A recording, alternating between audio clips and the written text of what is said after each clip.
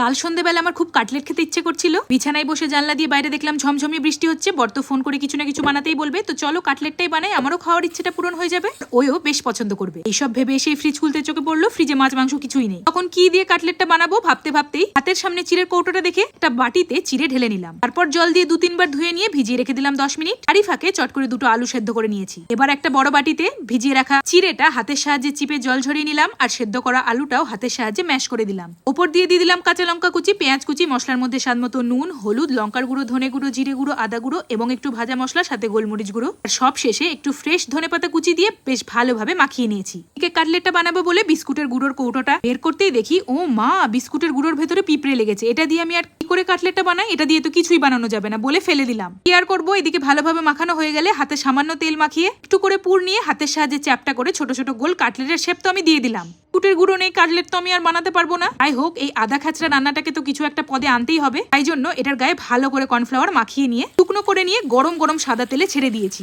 পর দুপাশটা উল্টে পাল্টে লাল করে কড়া করে ভেজে তুলে নিয়েছি। এটাকে আমি চিড়ের কাটলেট বলবো না চিড়ের কাবাব আমি ঠিক জানি না, তবে ভালো করে পরিবেশন করতেই আমার বড় চলে এসেছিল, আর ওর তো দেখে ভীষণ পছন্দ হয়েছে। একটা মুখে কামড় দিয়ে বলছে খেতে তো দুর্দান্ত হয়েছে, এটার নাম কি? আমি বললাম চিড়ের কাবাব। করবো, রান্নার শেষে এটাই নাম দিতে পেরেছি। তবে সত্যি বলছি, খেতে কিন্তু মন্দ হয়নি, যেমনটা ভেবেছিলাম তার একদমই উল্টোটা হয়েছে। তাই তোমরাও একবার এইভাবে বানিয়ে খেয়ে অবশ্যই আমাকে কমেন্টে জানিও কেমন লেগেছে। Bye bye.